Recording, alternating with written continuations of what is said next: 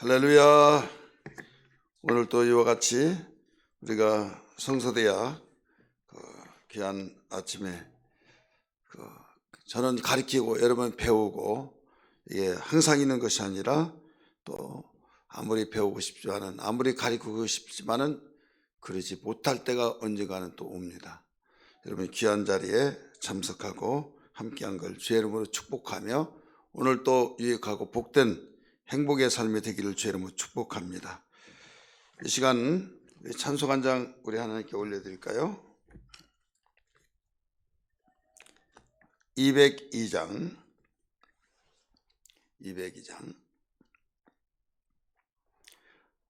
하나님 아버지 주신 책은 귀하고 중하신 말씀일세. 기쁘고 반가운 말씀 중에 날 사랑한단 말함도 도다. 주께서 나를 사랑하니 즐겁고도 즐겁도다. 주께서 나를 사랑하니 나는 참 기쁘다. 구속의 은혜를 저버리고 어긋난 딴 길로 가다가도 예수의 사랑만 생각하면 곧 다시 예수께 돌아오리. 주께서 나를 사랑하니 즐겁고도 즐겁도다. 주께서 나를 사랑하니 나는 참 기쁘다. 구주의 영광을 바라보며 예수의 이름을 사랑하니 영원히 찬양할 나의 노래. 예수의 이름이 귀하도다. 주께서 나를 사랑하니 즐겁고도 즐겁도다. 주께서 나를 사랑하니 나는 참 기쁘다. 주 예수 날 사랑하시오니 나 또한 예수를 사랑하네. 날 구원하시려 내려오사 십자가 위에서 죽으셨네. 주께서 나를 사랑하니 즐겁고도 즐겁도다. 주께서 나를 사랑하니 나는 참 기쁘다.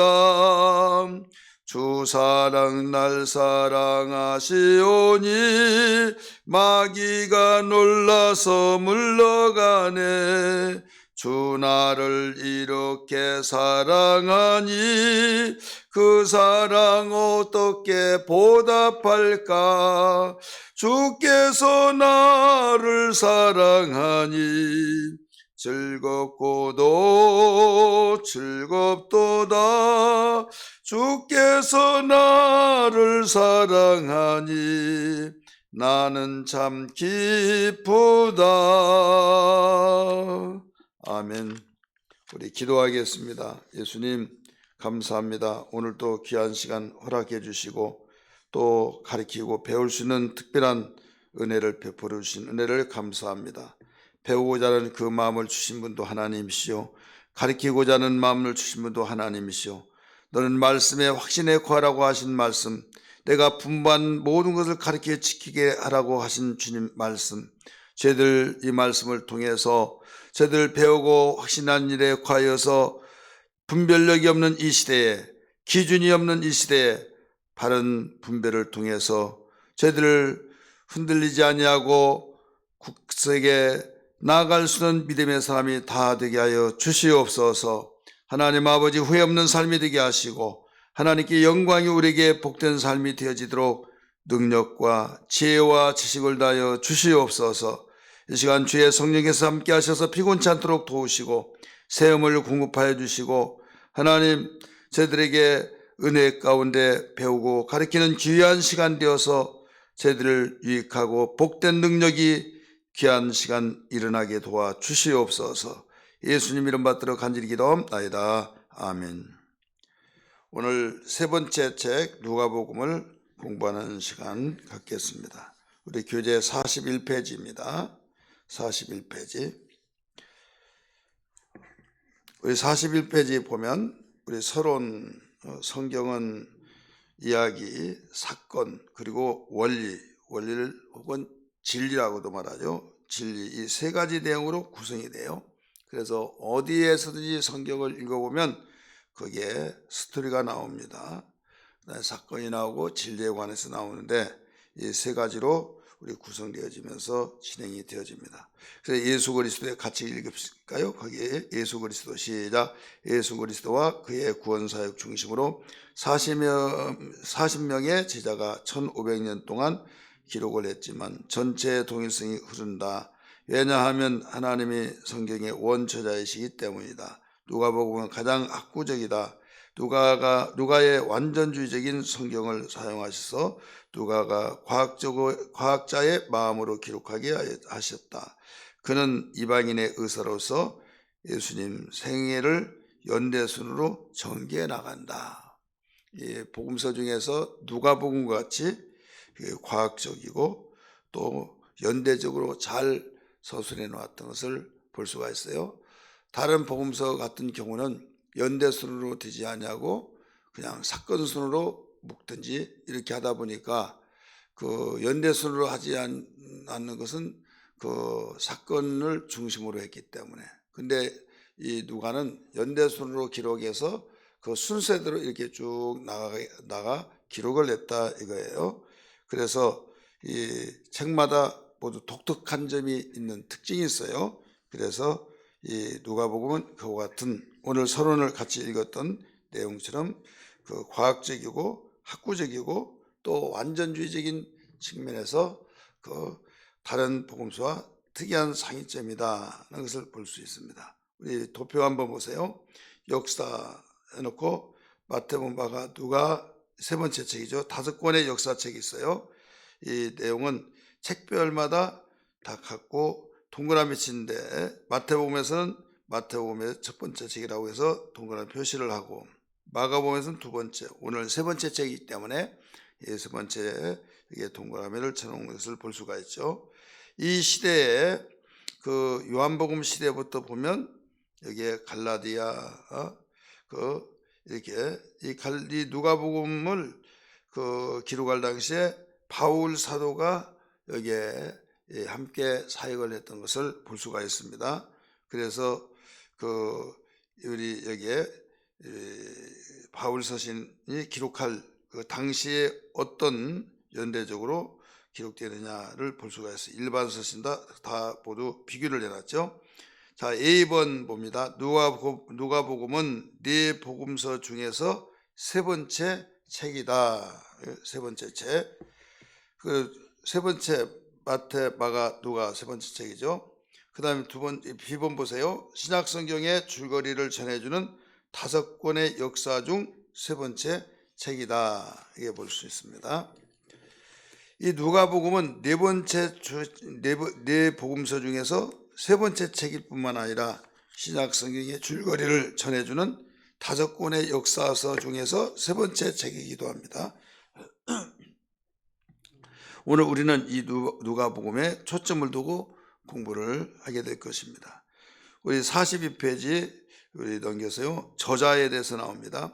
누가복음의 저자는 누가이다. 누가. 그 다음에 1번 성경 자체가 말해준다. 누가복음이라고 하는 이 복음서에서 누가가 저자라는 것은 어디에서 증거를 하고 있느냐. 성경 자체가 말해준다 이거죠. 누가복음과 사도행전 서문에 보면 누가복음 1장 1절에서 4절이나 사도행전 1장 그 1절에서 5절을 보면 이 두 권의 책이 누가복음 먼저 쓴 걸로 누가가 데오빌러에게 보내는 것이 분명하다고 여기서 가르쳐 주고 있어요. 여기 데오빌로라고 하는 사람은 각하라고 이렇게 말하고 있어요. 하나님의 벗이라 이런 뜻의 이름을 가지고 있는데요. 이 사도행전은 누가복음을 요약하면서 누가복음이 결론 내리는 곳에서 시작됩니다. 누가복음이 결론을 내리고 곧바로 사도행전이 이어서 나가요. 그래서 이 성경 자체가 누가복음은 누가가 기록했다 이것을 가르쳐 주고 있어요. 그래서 두 책의 어휘와 문체는 매우 비슷하고 의학적인 용어, 병자나 또 병 이런 면에 관심을 굉장히 많이 갖다 주고 있습니다. 그래서 사도행전은 우리라는 이 부분이 나옵니다. 우리. 사도행전 16장 10절에서 17절, 20장 5절에서 21장 18절 이런 데서 보면 우리라는 단어가 많이 나오는데 저자가 바울과 가까운 사람이면서 또 그의 전도 여행에 일부 동행하였다는 것을 발견을 해주고 있어요. 우리라고 하는 이 단어는 바울과 이제 이런 전도 여행을 했던 것을 볼 수 있는데 바울과 함께 했던 사람들 중에 그 두 사람을 제외하고는 모두 3인칭으로 되어 있습니다. 3인칭. 그래서 여기에 누가복음의 저자는 또 사도행전도 저자가 누가다 이것을 비추면서 어떤 누구도 누가가 아니다 이런 사람이 하나도 없다 이거죠. 그 다음에 두 번째, 초대교회 교부들이 지지한다. 교부들, 초대교회 어르신들이 모두 다 누가가 기록해서 한 사람도 아니라고 한 사람이 없었다 이거죠. 이 초대교회의 모든 전통적인 그 측면에서 이 교부들이 모두 다 그 누가가 저자다는 걸 지지하고 있는데 교회사는 2세기 중엽부터 지금까지 누가가 저자라는 사실을 한 번도 의심해 본 적이 없다 이렇게 기록하고 있어요. 그래서 전통적으로 따르면 누가는 시리아의 안디옥 출신 이방인입니다. 그리고 미혼이었고 또 84세에 죽었다 이렇게 전해지고 있습니다. 미혼으로서 84세에 당시에 굉장히 장수했죠. 시리아의 안디옥 출신이다. 시리아, 오늘날 시리아 아시죠? 변함없이 그 시리아입니다. 그래서 안디옥 출신이다. 그 다음에 크게 기록 연대와 배경 봅니다. 저작설 A번 나옵니다. 이 누가는 바울의 첫 번째 로마 투어 갈 때 함께 있었습니다. 바울이 1차, 2차, 3차 감옥에 갇히는 그 투어. 근데 첫 번째 투어 갈 때 누가도 함께 있었다. 가르쳐 주고 있어요. 초대교회 역대기라고 할 수 있는 사도행전은 바울의 1차 투어를 마지막으로 기록하고 끝납니다. 바울은 그를 사랑받는 의사 누가라고 이렇게 부르고 있어요. 골로새서 4장 14절 한번 볼까요? 골로새서 4장 14절.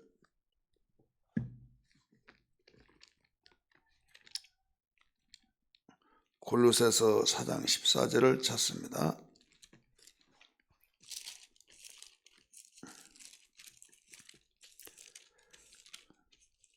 (4장 14절) 제가 읽습니다. 우리 같이 읽읍시다. 그러면 사랑을 받는 의사 누가와 또 데마가 너에게 문안하니라. 지금 이와 같이 바울은 골로새 교회에게 이 누가를 여기서 언급했죠. 사랑을 받은 의사, 지구까지 가르쳐 주세요. 의사 누가와 또 데마가 너에게 문안하니라. 그래서 이 누가는 바울 사도의 이 전도행에 함께 참여했다는 것을 여기서 가르쳐 주고 있죠. 또 빌레몬서 1장 24절 보세요. 빌레몬서 1장 24절. 거기 제가 읽습니다. 빌레몬서 1장 24절. 또한 나의 동역자 마가 아리스다고 데마 누가가 문안하느니라. 이게 나오죠.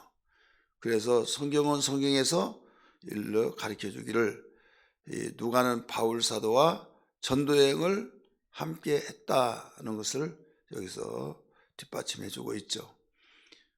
이 전설의 교부들에 의하면 84세 이방인의 누가 예수님의 이 전도 사역에 관심을 갖고 바울이 등장한 뒤에 바울과 함께 또 전도 여행을 하기도 하고 이런 가운데서 이 바울이 전도 여행하면서 또 예수님이 전도하시면서 사역하시면서 이 모든 것들을 그는 의사로서 굉장히 학식이 많은 사람이고 논리적으로 연대순으로서 성경을 성령의 감동 속에서 역사적으로 자세하게 잘 기록하고 있다는 것을 볼 수가 있죠.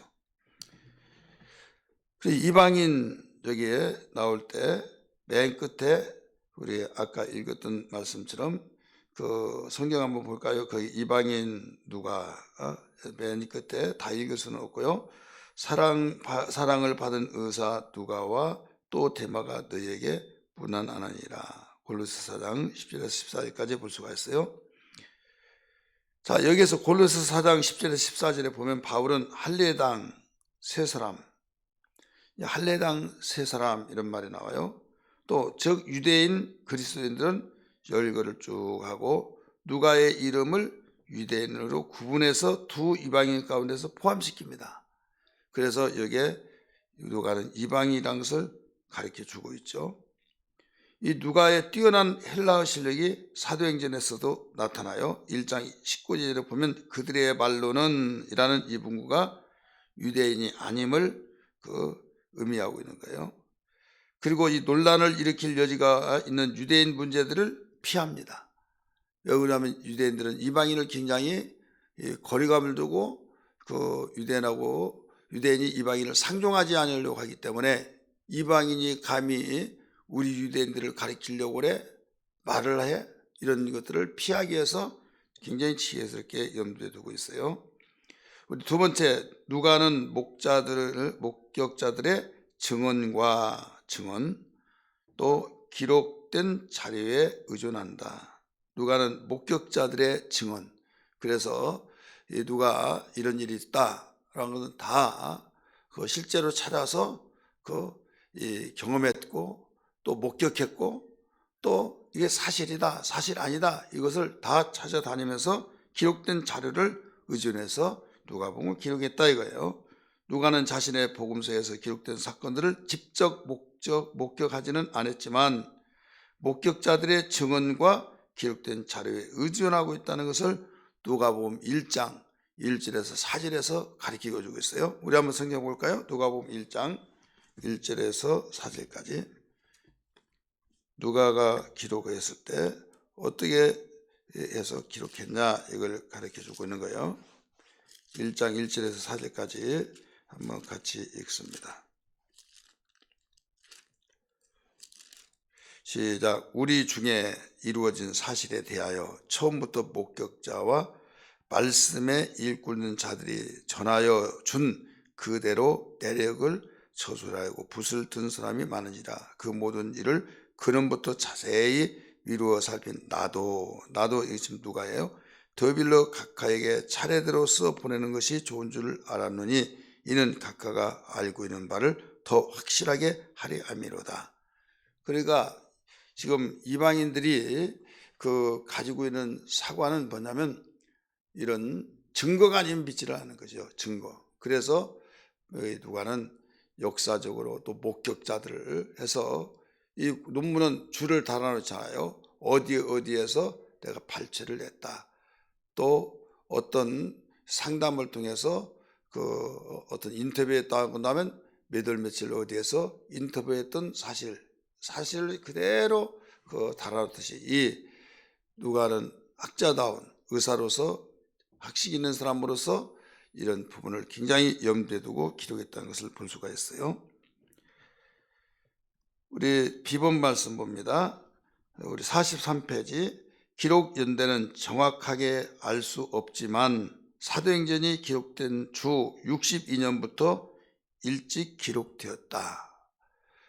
정확하게 몇 년 몇 월 며칠 이거는 알 수는 없지만은 사도행전이 기록되어졌을 때 뒷받침해 준 것으로 비출 때 기록된 주 기록은 62년보다 일찍 기록됐다 이렇게 볼 수가 있습니다. 근데 아무도 누가복음이 확실하게 언제 기록된지 알지 못해요. 이 복음서는 누가가 기록한 두 권 중에 첫 번째 책이기 때문에 누가복음의 연대는 사도행전의 연대에 달려 있다고 이렇게 볼 수가 있어요. 누가복음에서는 언급을 안 했잖아요. 몇 월 며칠 어느 때 뭐 이런 시기적인 면에서 나오지 않기 때문에. 그런데 사도행전도 누가가 기록했기 때문에 사도행전이 언제 기록되느냐 여기에 보면 여기서 알 수가 있다 이거죠. 그래서 사도행전보다 먼저 쓰인 것이 확실하죠. 먼저 쓴 누가 그 사도행전은 먼저 쓴 글이라고 해서 이 누가복음을 가리키고 있어요. 그래서 누가복음이 바울의 첫 번째 로마에 감금될 때 쓰여졌다면 아마 그 연대는 주 60년대 초기일 것이다 이렇게 볼 수 있어요. 왜 그런가 하면 그 사도행전이 기록된 것이 주 62년이니까 그 사도행전보다 먼저 써졌다. 바울이 감옥에 있을 때 같이 있었잖아요. 그때가 바로 60년 초기다. 그래서 사도행전을 주 62년으로 보기 때문에 누가는 바울이 1차 투옥된 2년 동안 팔레스타인 지방을 다니면서 복음 목격자들의 증언을 들었다 이거죠. 그래서 누가복음은 예루살렘이 멸망 전에 기록되었고 또 사도행전이 기록되기 전에 기록되었고 그래서 60년경이다 이렇게 우리가 볼 수가 있습니다. 왜 이렇게 이런 연대가 중요하냐 이렇게 생각을 하는지 모르겠지만 사실이기 때문에 역사는 사실을 가리키고 있잖아요. 그래서 항상 성경을 그 사실이기 때문에 몇 년도에 기록됐냐, 기록된 동기 배경이 뭐냐, 목적이 뭐냐, 이런 것들을 모든 성경은 다 가지고 있는 겁니다. 자, 특징 봅니다. 특징 A번 역사적 정확성을 갖고 연대적으로 기록한 책이다. 역사적 정확성을 갖고 연대적으로 기록한 책이다. 이게 특징이에요. 누가복음 3장 1절에서 2절에 그게 가르쳐 주고 있죠. 누가는 역사적인 근거 아래 복음에 대한 이야기를 전개해 나가고 있어요. 그 역사가 없는 복음은 그 의심의 여지가 있죠. 왜? 야, 이거 언제 이렇게 말했냐? 막 그러니까 여기에서 그 누가복음 3장 1절에서 2절 보면 디베리오 황제가 통치한 지 15해 본디오 빌라도가 유대 총독으로 있을 때 하면서 역사적으로 딱딱 찝어주고 있잖아요. 근데 유대라는 나라를 그 팔레스타인이 그 조그마한 나라지만은 세 지역으로 분할이 되어서 그 왕이 통치를 했어요.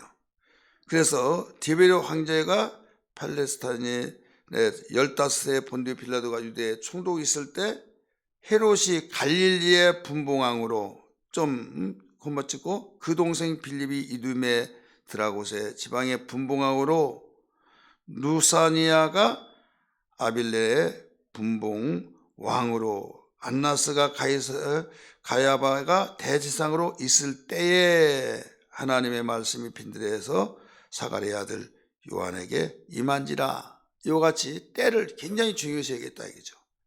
연대적으로. 그래서 이게 특징이다 이거예요. 그 다음에 B번 누가의 사람에 관한 관심. 이 누가는 사람에 대한 관심을 굉장히 많이 가졌다. 이게 바로 누가복음의 특징이에요. 첫째로 그러면 사람이 어떤 사람이냐? 개인들에 대한 관심을 가졌어요. 개인들. 그래서 마태는 왕국에 초점을 두었다면 누가는 사람에게 관심을 둔 거예요. 제사장 사가랴, 침례 요한의 어머니 엘리사벳 이런 말들을 계속 언급하고 있잖아요. 그 다음에 예수님의 어머니 마리아, 나사로, 누인 마르다와 마르다. 그 다음에 세리 삭개오, 엠마오의 도상의 글로바 이런 이름들을 막 적어놓고 있잖아요. 다른 사람들은 다른 복음서에서는 이런 개인적인 이름에 대해서 언급을 하는 것이 굉장히 적은데 이 누가는 독특하게 많다 이거예요. 이게 바로 사람들에 대한 관심을 특징으로 두 번째 삼고 있는 거예요.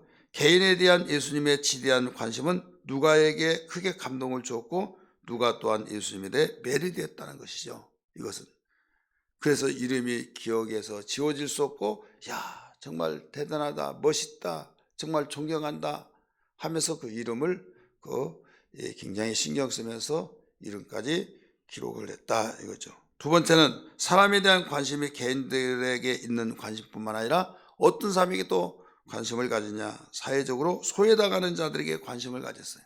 소외당함. 다른 어떤 공간복음보다, 공간복음 마태, 마가, 누가복음을 공간복음이라고 하잖아요. 그렇기 때문에 마태복음이나 마가복음보다도 누가는 사회적으로 소외당한 자들에 대해서 예수님의 깊은 관심을 묘사하고 있어요. 마태는 왕으로서의 그 행적을 모두 특징으로 삼는다고 한다면, 누가는 사람에 대한 것을 굉장히 관심 깊게 기록해서 특징인데, 사람들 중에서 개인에 대한 관심, 하나는 소외당한 사람들의 관심을 가졌다 이겁니다. 근데 누가 그렇게 관심을 가졌다는 거예요? 예수님이 똑같이 소외당을 했는데 마태복음은 그렇게 그 관심에 깊이 다루지 않았고, 누가복음은 그 부분에서 굉장히 초점을 두고 기록했다 이거예요. 예를 들어서 A번 봅니다. 누가는 누가복음 7장 37절에 죄를 지은 한 여인에 대해서 언급한다. 죄인에 대해서. 죄인은 소외당함을 당하죠. 야, 저 사람 죄인이야. 그래? 그러면서 유대사회에서 굉장히 그를 부정하다 해가지고 따돌림이 되어지죠. 그래서 소가성 여인도 그래서 사람들이 그 동네 지나가지 않으려고 하고, 소가성 자체가, 사마리아 사람 자체들이 혼혈들이 많아서 결국은 예면당하고, 이게 바로 율법에서 나오는 사상이었어요.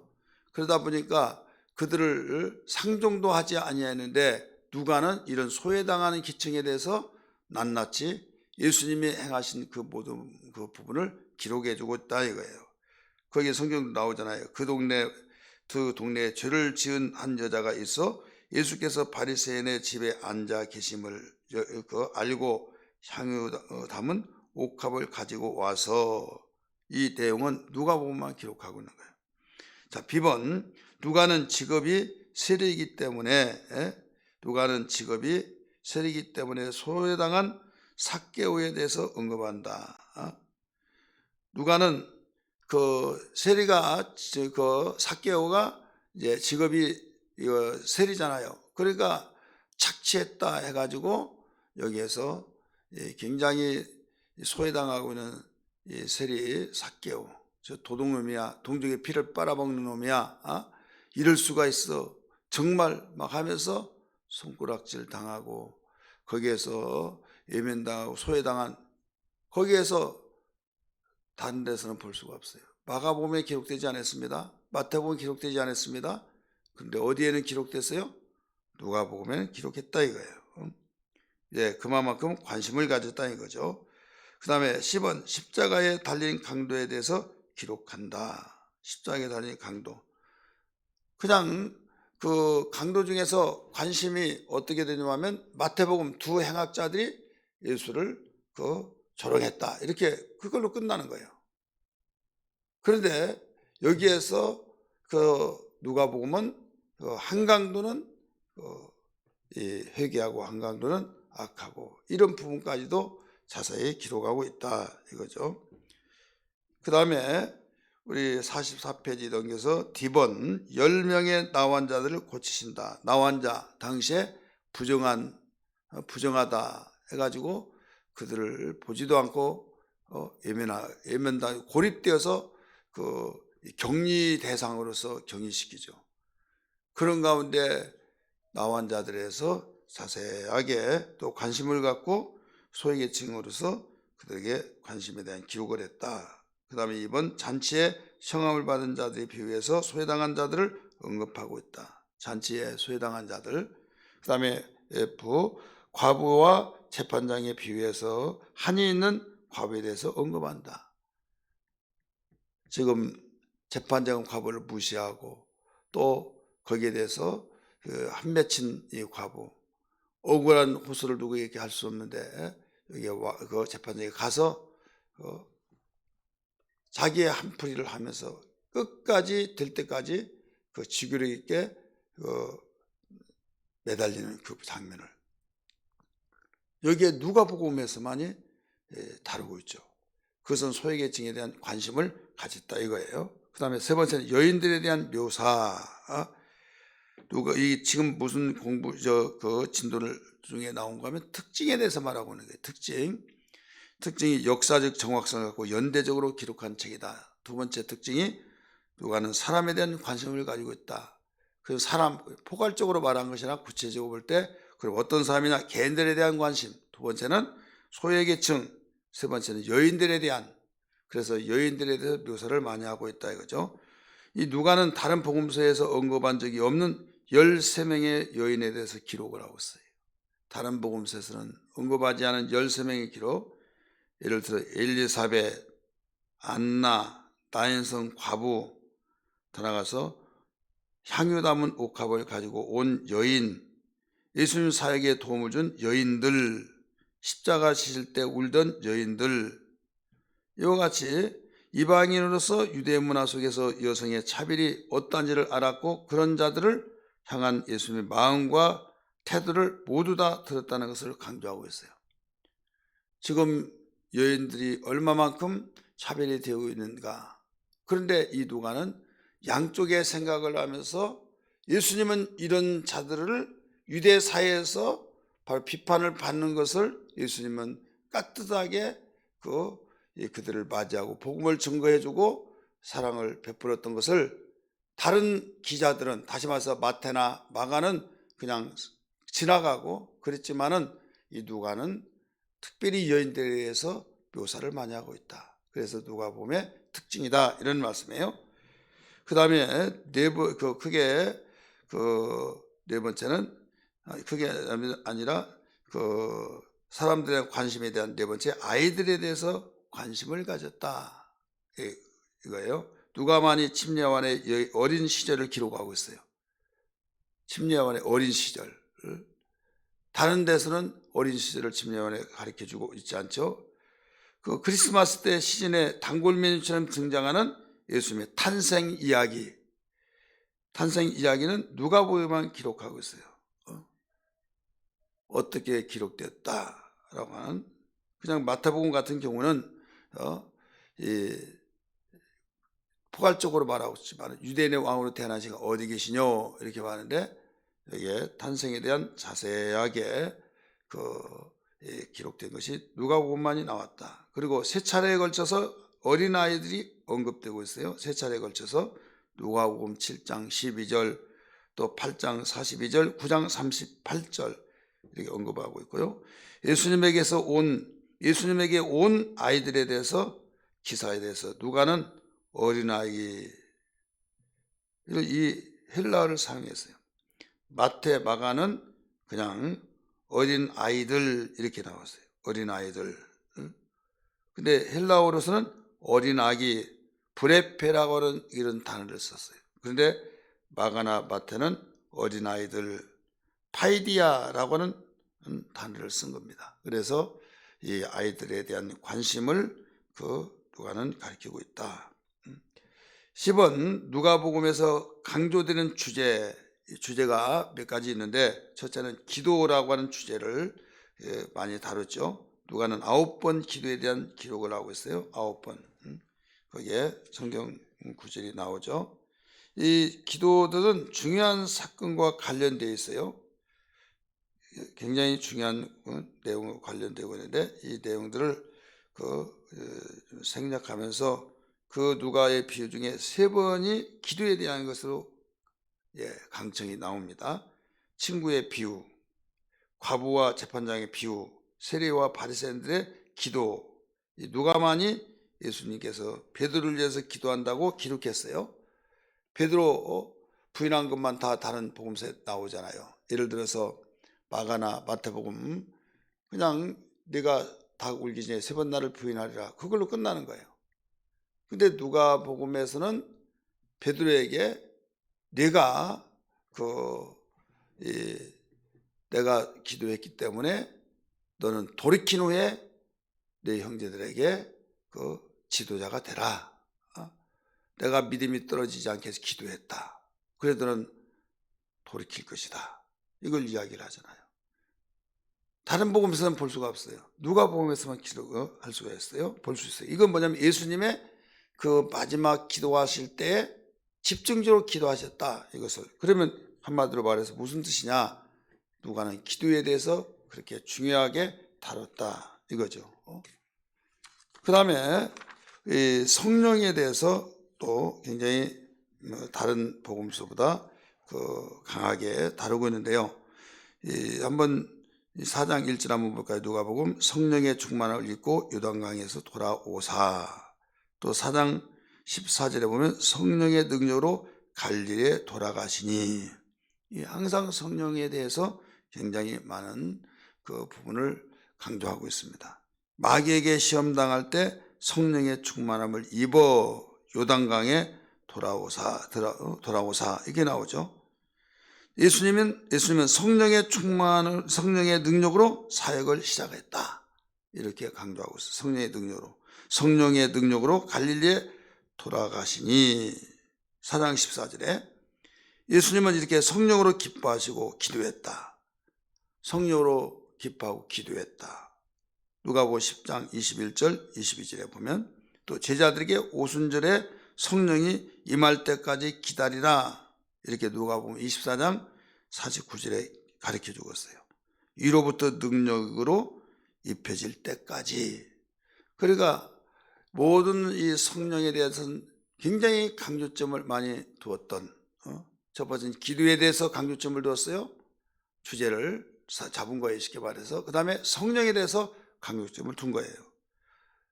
그렇다면 이와 같이 우리가 신앙생활을 하면서 예수님이 이렇게, 다른 기자들은 그렇게 잡지 못했지만은 누가는 아주 제대로 모든 것을 정리를 딱딱 하면서 예수님이 그만큼 기도에 대해서 굉장히 비중을 많이 두시구나, 이걸 발견하고 기록한 거죠. 또 누가는 성령에 대해서 이렇게 예수님이 육체로 오셔서 하나님의 아들이시지만은 육체로 오셨다고 하는 것 때문에 성령을 받지 않고는 하지 않고, 성령으로 웃고 기뻐하고 가르칠 때도 성령으로, 이걸 굉장히 많이 강조하고 있다고 할 때 우리는 여기에 그냥 그런가 보다, 주제가 그런가 보다, 이렇게 우리는 그냥 넘어갈 일이 아니다, 이거죠. 기도가 얼마나 중요했는가, 성령이 이렇게 중요했는가. 하나님의 아들은 하나님이시기 때문에 기도를 받으신 분이지 기도하는 자가 아니에요. 원래는 그렇잖아요. 왜 그런가 하면 우리가 하나님께 기도를 하잖아요. 그러면 하나님 받으신 분이 기도를, 우리는 기도하는 자. 근데 예수님은 이 세상에 오셔서 기도하셨는데, 기도가 밤이 맞도록 기도하고 습관을 주사 기도하고 모든 일을 기도로 일관하셨다는 것과 또 성령에 대해서 강조하셨다는 것은 육체로 오셔서 바로 성령을 힘입고 성령 받아서 성령으로 일하시고 끝까지 성령이 기뻐하신 일들을 하신 것을 볼 때 우리는 더 우리가 성령을 의지하면서 성령의 충만으로 살아야 하지 않느냐, 이것을 우리가 알아야만 됩니다. 세 번째는 찬양과 기도예요. 지금 주제를 말하고 있어요. 누가복음의 주제, 첫째는 기도에 대해서, 두 번째는 성령에 대해서, 세 번째는 찬양과 감사에 대해서. 누가는 여러 번 기쁨에 관련된 단어를 사용했습니다. 여러 번 그 내용을 비춰보면 예수님 탄생에 관련돼서 기쁨을 묘사했습니다. 탄생에 대해서. 우리 한번 누가복음 1장 44절 볼까요? 너는 기뻐하고 즐거워할 것이요. 벌써 이 기쁨에 대한 관련된 단어죠. 기뻐하고 즐거워할 것이요. 많은 사람도 그의 대남을 뭐라고 써요? 기뻐하리니. 보라, 네 무난한 소리가 내 귀에 들릴 때 아이가 네腹중에 뭐라고 써요? 기쁨으로 뛰놀았더라. 이 짧은 구절들이지만은 이와 같이 여기에서 그 1장 14절에서도 기뻐하고 즐거워할 것이요. 또 기뻐하리니. 누가복음 1장 14절에서 기뻐한다고 하는 기쁨에 대한 관련이 세 번이나 나와요. 1장 44절에서도 여기서 기쁨에 대해서 관련된 단어가 또 나오죠. 그래서 그만큼 감사와 찬양에 대한 것을 주제로 삼았다. 이걸 볼 수가 있죠. 45페이지 봅니다. 45페이지 누가복음 1장 47절. 내 마음이 하나님 내 구주를 뭐라고 써요? 기뻐하였음은, 기쁨에 대한 것을 가르치고 있죠. 그 다음에 70인의 사역을 마치고 돌아올 때에서도 기쁨에 관한 찬송과 기쁨에 대한 이 주제를 잊지 않냐고 발견하고 기록을 했죠. 우리 누가복음 10장 17절 상반절 보면 70인이 뭐라고 그랬어요? 기뻐하며 돌아와. 또 10장 20절에 보면 그러나 귀신들이 너희에게 항복하는 것으로 뭐라고 씁니까? 기뻐하지 말고 너희 이름이 하늘에 기록된 것으로 기뻐하라. 이 기쁨에 관한 기뻐하라는 것과 관련된 성구를 굉장히 많이 볼 수가 있어요. 그 다음에 누가복음 10장 21절 상반절에 보면 그때 예수께서 성령으로 기뻐하시며 이렇게 나오죠. 이렇게 70인의 이 사역 가운데서도 기쁨에 대해서 단어를 사용을 많이 보여주셨어요. 그 다음에 산상수훈에 관련돼서 마태복음으로 보면 마태복음 5장, 6장, 7장에 관련된 이런 가운데서도 여기에 기쁨에 대해서 가르쳐주고 있습니다. 누가복음 6장 23절을 보면 그날에 기뻐하고 뛰놀라. 그 다음에 비유의 말씀 속에서도 기쁨에 관한 걸 많이 말씀하세요. 비유. 누가복음 15장 10절 보면 내가 너희에게 이르노니 이와 같이 죄인 한 사람이 회개하면 하나님의 사자들 앞에 뭐라고 써요? 기쁨이 되느니라. 또 누가복음 15장 23절에 30절에 보면 그리고 살찐 송아지를 끌다가 잡으라. 우리가 먹고 즐기자. 내 아들은 죽었다가 다시 살아났으니 내가 이랬다가 다시 얻었노라 하니 그들이 뭐라고 그랬어요? 즐거워하더라. 기쁨의 단어죠. 15장 32절에도 이 네 동생은 죽었다가 살아났으며 내가 이랬다가 얻었기로 우리가 즐거워하고 기뻐한 것이 마땅하다. 이렇게 말씀했잖아요. 기뻐하고 증 것이 마땅하다. 그 다음에 삭개오에 관련되어서도 여기서 이 기쁨의 단어를 사용했어요. 관련된 단어를 누가복음 19장 6절에 보면 급히 내려와 즐거워하며 영접하거늘. 그냥 급히 내려왔다 이렇게 말해도 되겠지만은 이게 즐거워했다, 기쁨의 단어를 사용했어요. 그래서 누가복음은 이 기쁨의 찬양으로 시작되는 내용들이 굉장히 많습니다. 누가복음 1장 47절 보면 그 기쁨의 찬양으로 시작됐어요. 그 다음에 기쁨의 찬양으로 끝납니다. 거기 보면 1장 47절 보세요. 내 마음이 하나님 내 구주를 뭐라고 그랬어요? 기뻐하였음은, 이게 나오잖아요. 그 다음에 끝 구절에 누가복음 24장 52절 53절 보면 그들이 그에게 경배하고 큰 기쁨으로 예루살렘에 돌아가 늘 성전에서 하나님을 찬송하니라. 자, 1장에서도 기쁨으로 시작하고 24장까지 있는 누가복음의 24장에서도 기쁨으로 끝을 맺는다. 기쁨에 대하여서도 알파와 오메가 되신 주님에 대해서 이것을 발견하고 기록했다. 이게 바로 이 누가복음의 주제다. 자, 누가복음의 주제 세 가지. 하나는 기도, 하나는 성령, 하나는 찬양과 감사.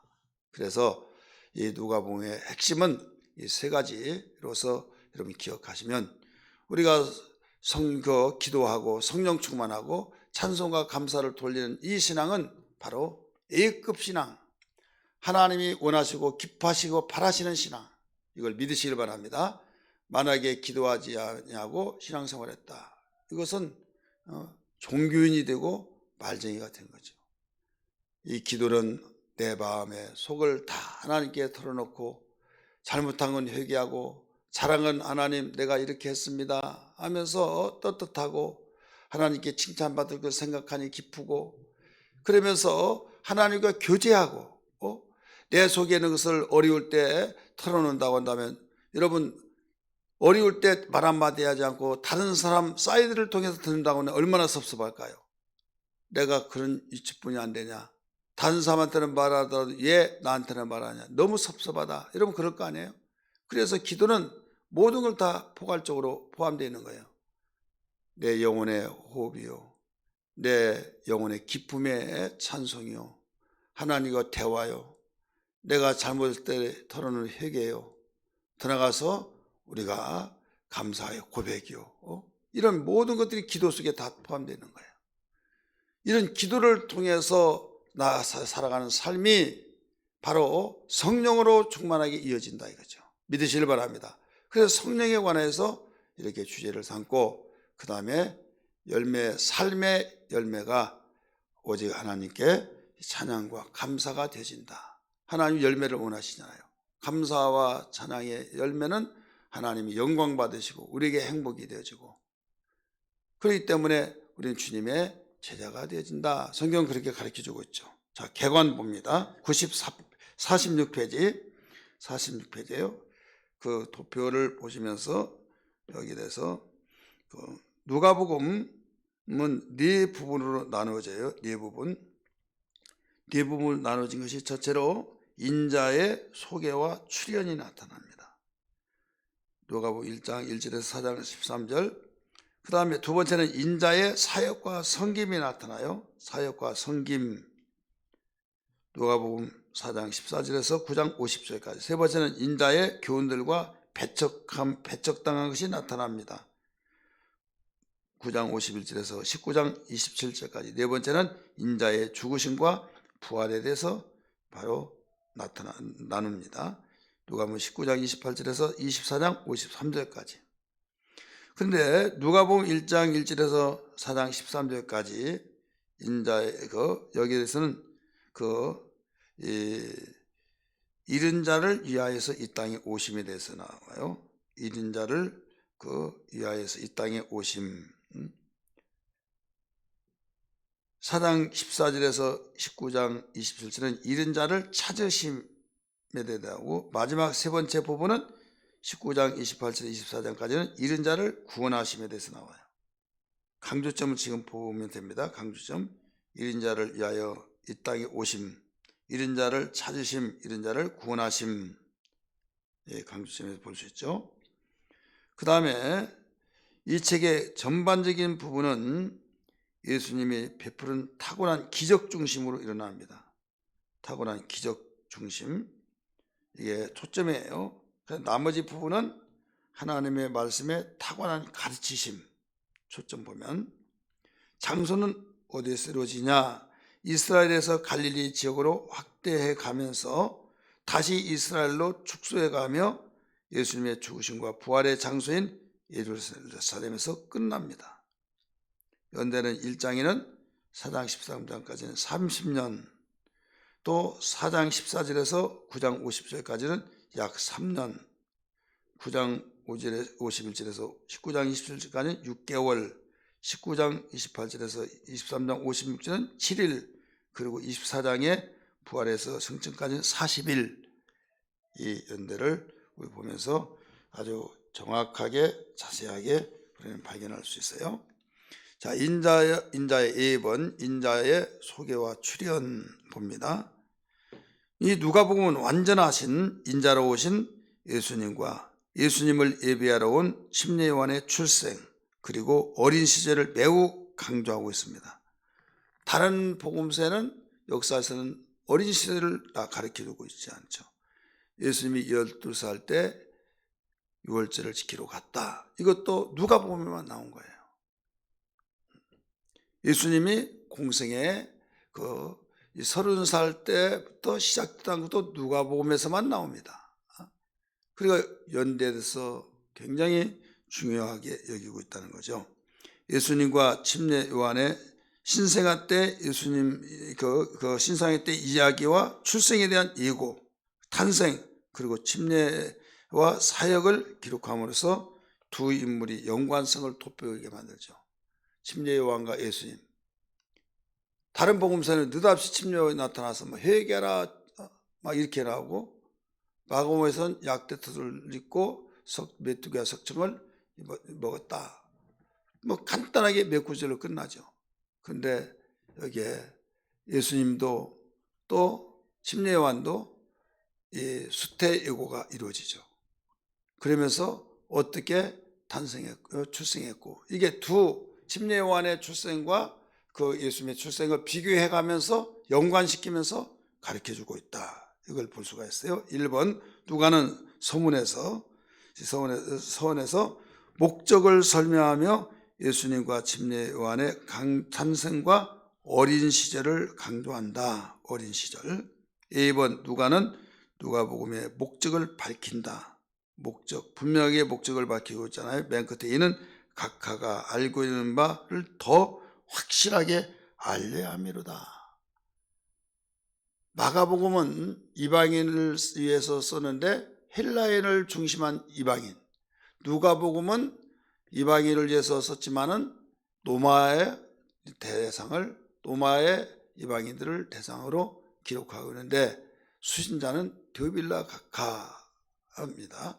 그래서 왕에게 하면 왕은 그 모든 것은 모두 왕이 명령하고 확실하면 모든 것이 전파가 되는 거죠. 우리 교훈 한번 같이 읽을까요? 시작. 누가복음은 복음의 확실성을 위하여 올바른 자료들을 역사적 사실에 근거하여 세밀하게 주의를 기울여 정확하게 기록한 편지이다. 그렇기 때문에 그 과학적이면서 아주 정확하게 그 증거를 가지고 내세운 책이 바로 누가복음이다. 이겁니다. 우리 찬양 한번 부르고 할까요? 지존하신 주님 이름 앞에, 지존하신 주님 이름 앞에 모두 무릎 꿇고 다 경배해. 거룩하신 주님 보좌 앞에 엎드려 절하세. 지존하신 주님 이름 앞에 모두 무릎 꿇고 다 경배해. 거룩하신 주님 보좌 앞에 엎드려 절하세. 예수는 그리스도, 예수는 주, 하나님의 영으로 경배드리리. 왕이신 나의 하나님, 내가 주를 높이고 영원히 주의 이름을 송축하리라. 우리 손을 반쯤 올리고 부를까요? 왕이신 나의 하나님, 내가 주를 높이고 영원히 주의 이름을 송축하리라.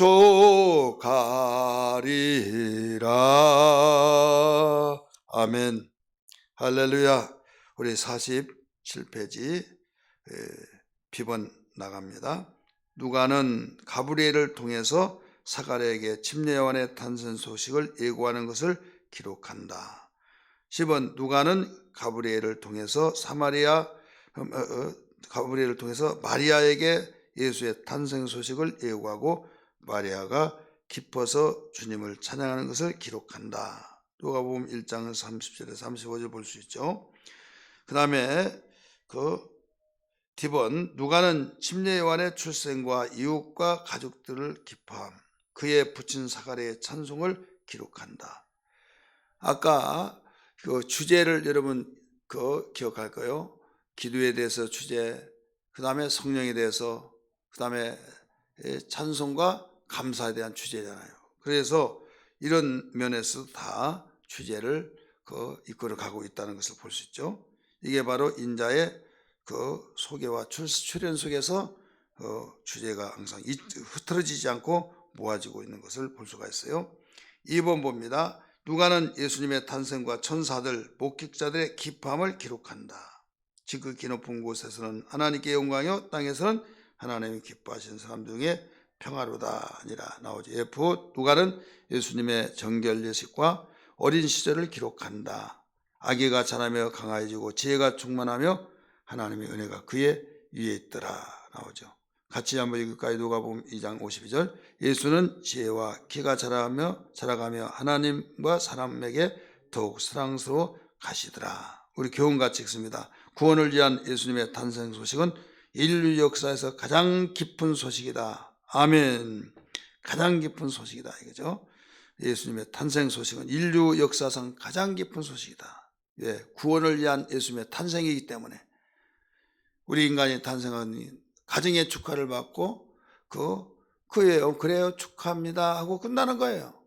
그러다가 세상에 자라다가 어떤 그릇된 길로 가면 비탄을 받고 시탄을 받고 또 영특하고 그러면 좀 특이하고 참 대단하네. 아우 행복하겠어요. 이렇게 하죠. 근데 예수의 탄생은 온 인류에게 기쁨의 소식이 된다 이거죠. 그 이유는 온 인류의 구원자가 되시기 때문에 믿으시길 바랍니다.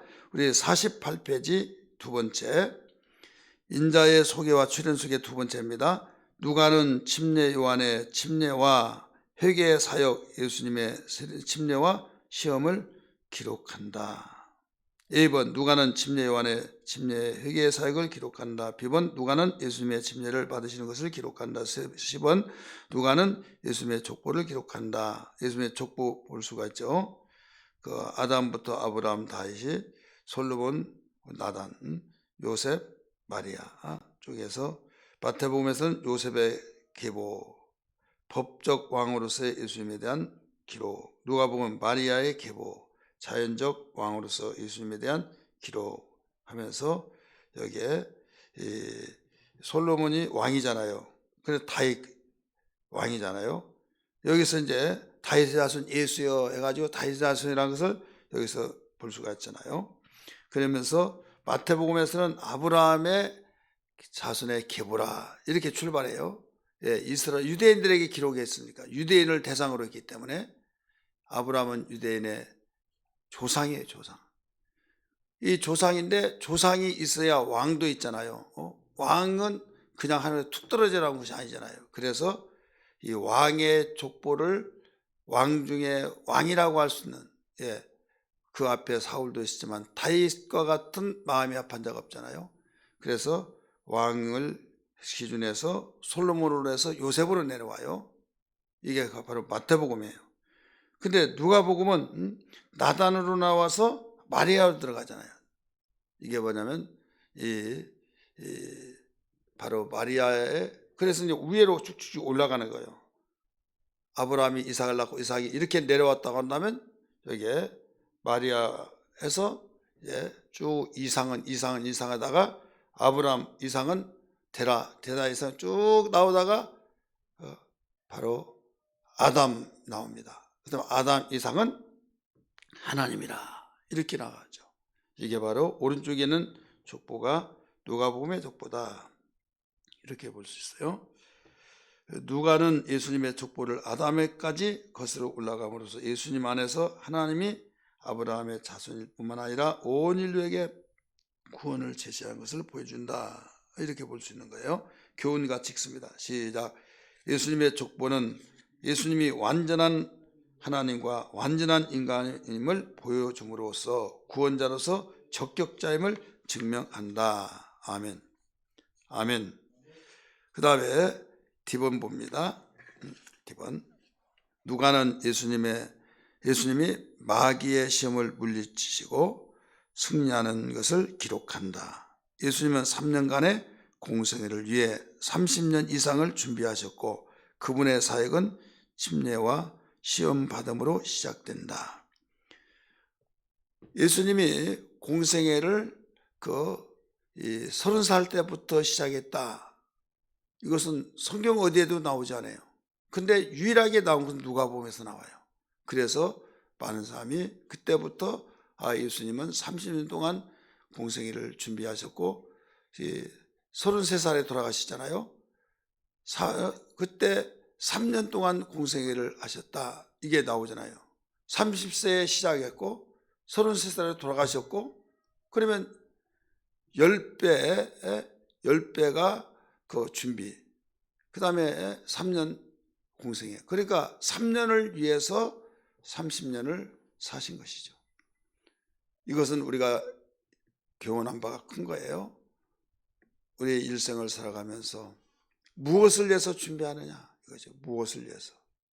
나를 위해서 먹고 마시고 즐기고 그런데 준비하다가 그냥 그걸로 끝나버린 사람은 개인적인 사생활은 행복했다 할지라도 공생활은 없기 때문에 하나님 앞에 섰을 때 자랑거리, 칭찬받는 소리, 영광의 보상을 받는 건 아무것도 없습니다. 예를 들어서 여러분 우리가 역사적으로 볼 때, 민족적으로 볼 때도 어느 민족이든 마찬가지예요. 가정에 충실하고 가정의 자녀들과 아기자기하면서 생활하고 오순도순 생활하고 이런 사람에게 나라에서 행복하게 살았다고 해서 그에게 보상해주고 어떤 학자금 내주고 또 장학금 주고 그렇습니까? 아니잖아요. 독립투사, 전사자들 이런 사람들에게 그 훈장 주고 나라에서 거기에 장학금도 주고 거기에 모든 보상을 해주잖아요.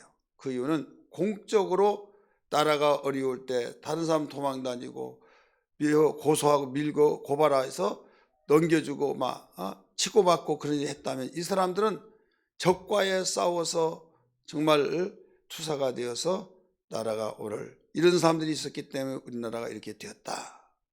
그러면서 그들의 업적을 치하하고 또 이 귀감이 되고 앞으로 어떤 일이 일어나더라도 나라를 위해서 이렇게 해야 된다. 역사적인 교훈을 주기 위한 것도 되어지고 그래서 공적으로 일하는 자만이 주어진다. 이게 공적으로.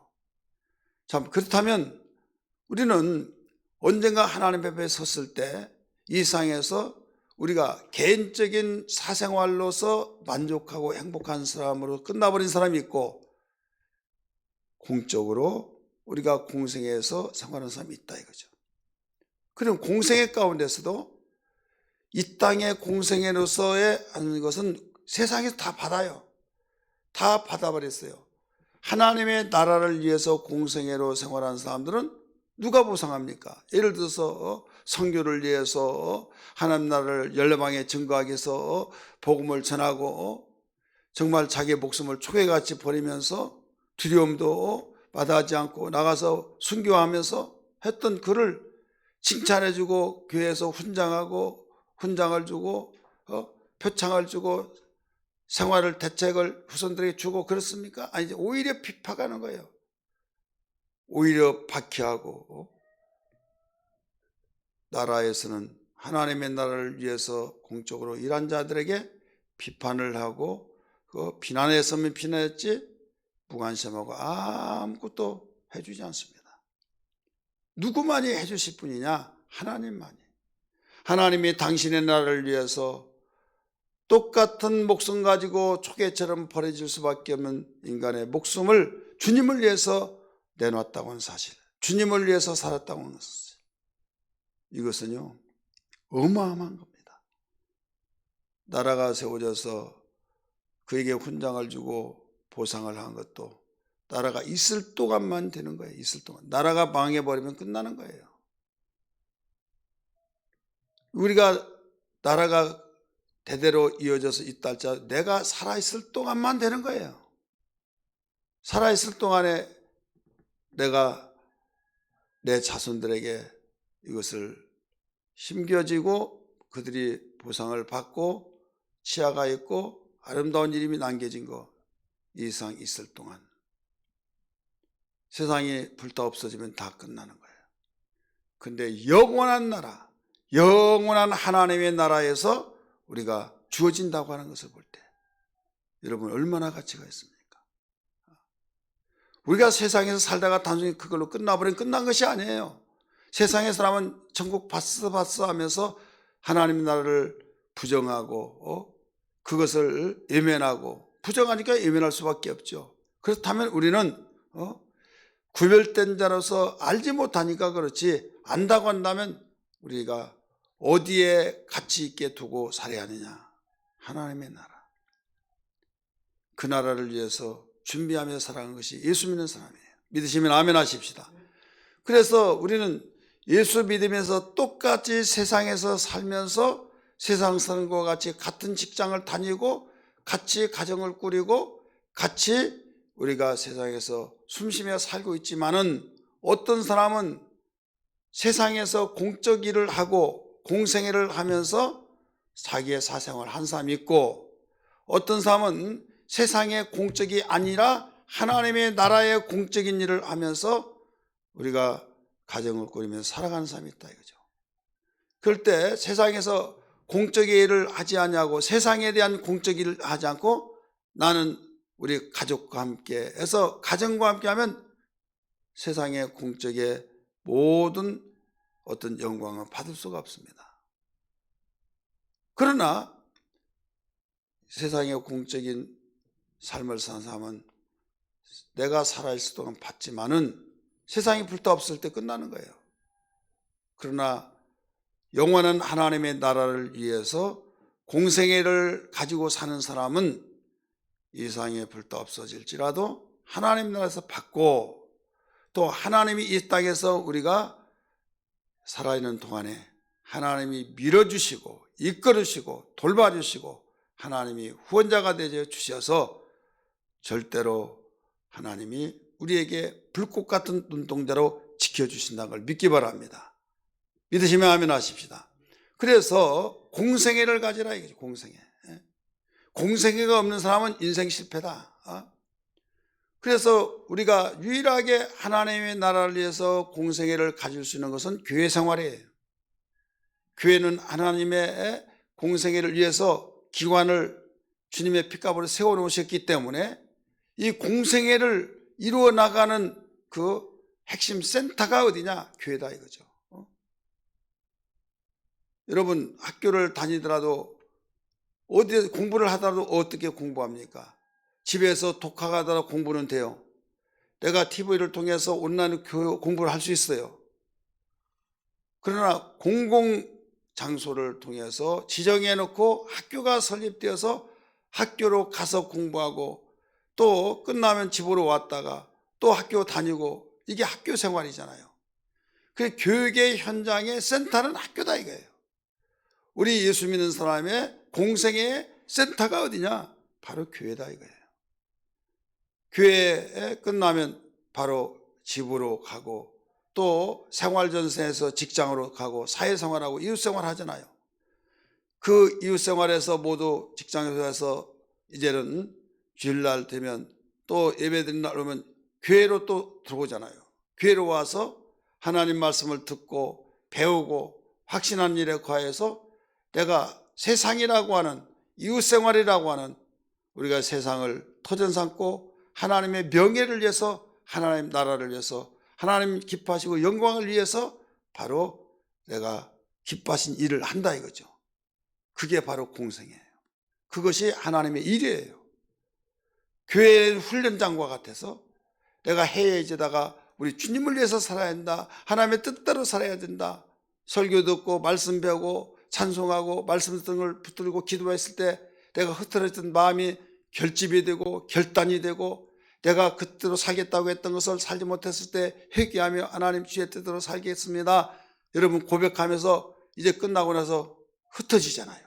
흩어져서 비록 모이는 센터는 아니지만 각자가 흩어져서 우리가 현장으로 가서 복음을 위해서 일하고 주님이 기뻐하신 일을 위해서 일하고, 때로는 소금과 같이 일하고 때로는 빛과 같이 일하고, 하나님의 영광을 위해서 소금처럼 내가 녹아져서 보이지 않지만은 맛을 내면서 하나님께 영광을 돌리고, 또 그리스도의 향기로서 일하고 복음을 전하여서 또 일하고, 이게 바로 다 공생애다 이거죠. 하나님의 나라를 위하여서. 그러니 세상 사람은 자기의 앞가림 하기에도 바쁘고 거기에서 정말로 사내 중내 하면서 생활하고 있는데, 우리는 그 일을 똑같이 하면서 하나님 나라를 하고 있으니 여러분 어마어마한 일을 하고 있는 거예요. 이렇게 생활하는 사람과 자기의 개인적인 일과 가족만 일해서 일한다고 하는 그것은 우리 세상 사람도 하지 말라고도 하는 거예요. 여러분 만약에 예수 믿으면서 공생애가 없다고 한다면 인생 실패해요. 하나님께서 여러분에게 특별히 밀어주고 이끌어 돌봐줄 이유가 없는 거예요. 그렇잖아요. 우리가 예수 믿으면서 착각한 사람이 너무나 많습니다. 왜? 하나님 나라는 아무 군데 없고 그냥 내 가정을 위해서, 내 자녀를 위해서, 내 사업을 위해서 내가 계획하고 있는 그 문제를 위해서, 해결을 위해서 하나님 도와주세요. 나를 도와주고 우리 자녀 도와주시고 사업 도와주시고 직장 도와주시고 내가 이 일을 하려고 하오니 주님 도와주세요 하고 그 일만을 위해서 매달리고 하나님 나라는 생각하지 아니한다고 한다면 이방신하고 이방 종교하고 다를 바가 뭐가 있어요? 여러분, 이방신을 섬기는 이방 종교도요 다 그 일을 위해서 일하는 거예요. 그런 가운데 그 하나님, 예수님, 성령님 하면 기독교의 용어 속에서 신의 대상만 다르고 기도하는 것은 내용이 다 똑같고 의지한 것 똑같잖아요. 그럼 차별이 뭐예요? 기독교는 이방 종교의 차별화가 된 거예요. 예를 들어서 이방의 모든 종교는 수없이 있지만은 수 없는 몇 수십억의 그런 신들이 있고 종교가 수없이 많이 있지만은 그들은 모두 공통점이 내가 신을 정해놓고 내가는 이 신을 섬기겠다 하면 그 신을 바로 정하고 내가 신을 찾아가는 겁니다.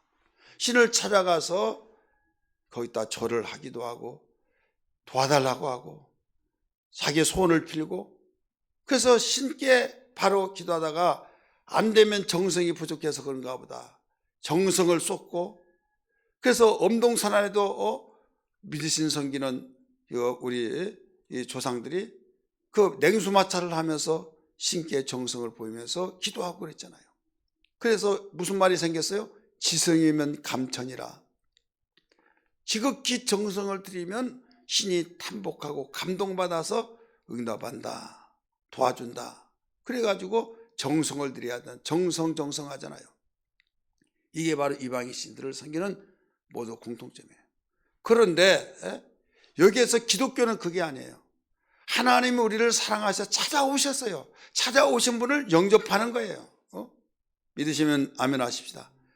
영접해서 내가 알지 못했던 그분 알고 보니, 내게 전해준 그 예수님에 대해서 내가 듣고 보니 너무나 고마우신 분이 어디 있냐 이거죠. 이렇게 고마우신 분이 어디 있어? 내가 그걸 알지 못한 것을, 깨닫지 못하고 내가 예민하고 살았던, 무관심하고 살았던 것을 회개하고 진심으로 그분을 내 마음속에 구세주에 영접해서 나는 이제 당신을 내 주인으로 모시겠습니다. 나의 왕으로 모시겠습니다. 그동안 내 뜻대로 내 처자만을 위해서 살고 내가 원했던 소원만을 가지고 이루기 위해서 살았지만은 이제부터 내가 당신을 위해서 살겠습니다. 이제부터 내가 당신의 뜻대로 살겠습니다. 결단하고 고백하며 살아가는 삶이 기독교인이고 우리가 그리스도인의 자세가 되지 않습니까? 그래서 무엇을 먹든지 무엇을 마시든지 무엇을 입든지 다 주의 영광을 위해서 살아 이렇게 했잖아요. 살더라도 주를 위해서, 죽더라도 주를 위해서. 그래서 세상 사람들 이해가 안 되죠. 자기만을 위해서, 가족만을 위해서 살다가 보니까 모두 다 그 공통점이 맞아 한 사람이 더 많아요. 세상은요, 소수는 다수에게 지배를 받아요. 오늘 새벽에 누가복음에서 23장의 말씀 함께 읽고 설교 들었은 분 아시겠지만은 빌라도가 예수는 죄가 없다, 너희가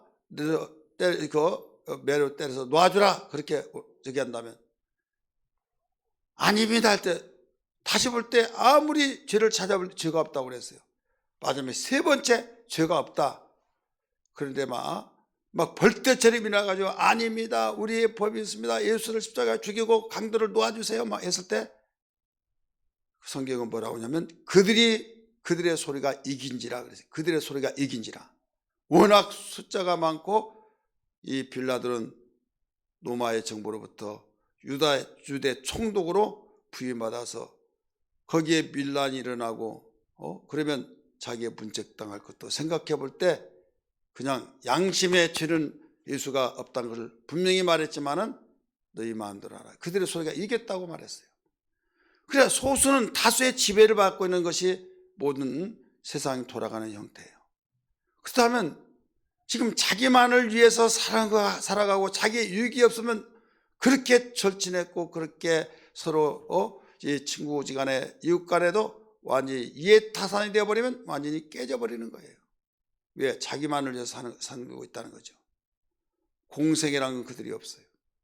있다 할지라도 바로 이 세상에 사람 의식해서, 그러나 우리는 보이지 않는 하나님, 그분을 알기 때문에 목숨까지도 내놓고 공생애를 바로 생활하고 있는 것이죠.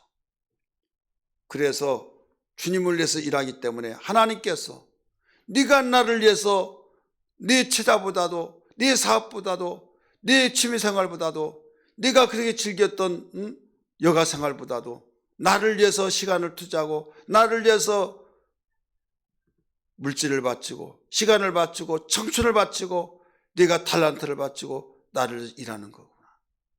여러분, 감동 먹겠어요? 안 먹겠어요? 그것이 찡하고 가슴이 찡할 때 내가 이를 반드시 도와주리라. 그래서 도와주시는 거예요. 그냥 도와주신 것이 아니에요. 하나님이 우리에게 찾아주셔서 구원시키신 건 무조건 사랑하기 때문에 우리를 죄 가운데 구원해 주셨어요. 그런데 우리는 그 은혜가 너무나 감사해서 하나님, 내가 이렇게 살겠습니다. 공생애가 있는 그에게는 특별한 사랑, 우리를 구원시켜주는 보편적인 사랑 속에서 예수님이 모든 사람을 위해서 십자가에 못 박혀 죽으신 악인이나 선인이나 어떤 누구에게든지 바로 사랑해 주셔서 우리가 우리에게 구원의 길을 열어놓고 겸손한 자가 주님을 영접한 사람이 구원받지만은, 이제 구원받고 하나님의 은혜가 너무 감사해서 주님이 나의 주인이요 나의 왕이요 말씀드렸던 것처럼 이제 내 뜻대로 살자고 주님을 위해서 살겠습니다. 그때부터 공생애가 시작되어서 하나님 위해서 사니까 하나님은 특별한 사랑으로서 내가 아들을 도와줄 이유가 있다. 내가 아들을 밀어줄 이유가 있다. 내가 아들을 보호해야 할 이유가 있다. 그래서 구약의 성도들 보세요. 다니엘이 그래서 사자굴석에서 나온 거고, 새 친구가 불 가운데서 하나도 손상 없이 나왔고, 그래서 대스타가 되었고, 요셉도 그랬고, 믿음의 사람들이 다 그런 거예요. 여러분, 이제 우리는 공생애를 위해서 살아야 될 줄 믿습니다. 예수님이 우리의 신앙의 모델이라는 것을 믿으시면 아멘 하십시다. 오늘 여기에서 우리에게 일러주신 것은 3년 동안 공생애를 위해서 30년 동안 준비하셨다는 사실을 생각해 볼 때, 공생애 준비도 않고 그냥 공생애 내가 살겠다, 이건 말이 되지 않은 소리예요. 준비 없는 우리가 이 일을 어떻게 합니까? 국제올림픽도 여러분 8년 전부터 결정하고 준비하잖아요. 15일 동안을 위해서 8년 전부터 우리가 영원 무궁토록 하나님의 나라를 위해서 정말로 영광을 누릴 이 공생애를 위해서 기도해야 하지 않느냐. 기도로 준비하고 마음으로 결단을 준비하고 정말로 애통하며 사모하며 준비하고, 예수님이 우리의 신앙의 모범자로서 보여준 것처럼. 그래서 우리의 가장 기쁨과 소망에 우리에게 유일한 정말 놀라운 사건은, 우리가 이렇게 공생애를 알고 우리가 생활하기 때문에 예수를 믿지 않은 사람과 믿는 사람의 판이하게 180도로 달라진다 이거죠. 나만 위해 했던 게 이제 주님을 위하여 벌써 폭을 넓혀간 거죠. 저는 참으로 참 놀랄 일이 있었어요. 목회를 하다 보니까 여러 사람들을 볼 수 있잖아요. 그분은 이 법원에 다녔습니다. 근데 법원에서 직장을 그 법원에서 이제 동료들이 야 그만두고 법무사 사무실 차리라 해가지고 법무사 사무실 차렸습니다. 차리는데 정말 그분은 인격적이고 굉장히 새님처럼 말수도 적고 굉장히 가족을 사랑하고 가족 위해서 굉장한 정말 다복한 가정이었어요. 뭐 다른 사람 보지도 않고 아내, 자식. 그래서 누가 보더라도 교과서예요. 근데 어느 날 그분이 갑자기 심장마비 죽은 거예요. 죽어서 그분이 죽었다는 소식을 듣고 갔습니다. 멀리 이사 가가지고 그때는 이제 다른 교회 다녔는데 연락이 왔어요. 그런데 어떤 일이 있는가 하면 장례식을 치르고 그 장지까지 가는데 사람이 굉장히 많이 올 줄 아는데요, 어른은 그 친구들은 한 사람도 안 왔어요. 그때 대학생 큰아들이 1학년인데 그 대학생 1학년생 친구들이 몇 명 왔어요. 상갓집에 그렇게 썰렁한 데는 처음 봤습니다. 정말 가족적인 분위기에서 가족만을 사는데 이렇게 친구가 안 올 수 있을까 느낀 점이 많이 있어요. 한마디로 말해서 그 사람은 가정 사생활은 정말 FM대로 참 잘했는데 공적으로 모든 대인관계가 없었다. 그러니 벌써 그렇게 되더라. 이런 것을 느꼈어요.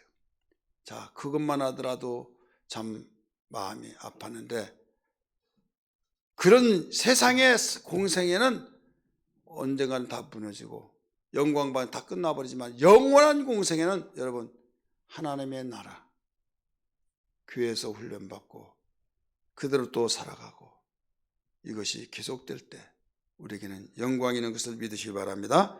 그래서 우리 교훈 같이 봅니다. 회개는 구원에 위한 필수 조건이며 생활 양식의 180도 전환을 요구한다. 할렐루야. 기도하겠습니다. 오늘 여기까지 우리 마칩니다. 우리 기도할 때 하나님 나에게 이제 예수 믿고 구원받아 감격과 은혜를 감사하며 누가복음에서 우리에게 주신 주제가 기도와 성령과 찬양과 감사라는 것을 알았습니다. 주여 저희들 이제 공생의 삶을 살 수 있도록 도와주시고 이제 복을 넓혀나가게 하시고 이 땅에서 공생애가 세상 사람이 알지 못한 영원한 하나님의 공생애 그리하면 하나님이 특별한 사랑으로 밀어주시고 이것을 돌봐주시고 주님 망할래 망할 수 없는 것을 다윗을 통해서도 보여주셨고 믿음의 선진들을 통해서 보여주셨듯이 이런 신앙 되게 하여 주시옵소서. 합심해서 기도합니다. 주여 주여 주여. 하나님 감사합니다. 오늘 또 말씀을 들었습니다. 배웠습니다. 공생애가 얼마나 중요하다는 걸 알았습니다. 하나님 주님의 사랑 특별한 사랑을 허락해 주시고 또 저희들 정말 하나님을 알지 못했을 때는 우리가 사람들이 살아가는 방법대로 살고 최고의 잘 행복하고 살아간 것이 가정 중심에서만 생각했습니다. 이제는 가정 중심 속에서 생활할 뿐만 아니라 여기에 폭을 넓혀서 하나님의 나라를 위해서 공생애를 위해서 살아가야 된다는 걸 알았습니다. 하나님 아버지 그리할 때 하나님 가정을 하나님이 돌보시고 우리의 사업도 우리의 직장도 우리의 생애를 하나님이 책임져 주신 걸 알았사오니 주여 삶의 원리를 깨닫고 저희들 사랑하는 지혜자가 되게 하여 주시옵소서. 하나님 우리의 자신을 되돌아보며 주여 오늘 성경에서 배웠던 그 말씀이 생명되고 능력되고 후회하지 않는 생애가 되어서 하나님께는 영광이 되어지고 우리에게는 복된 삶이 되게 하여 주시옵소서.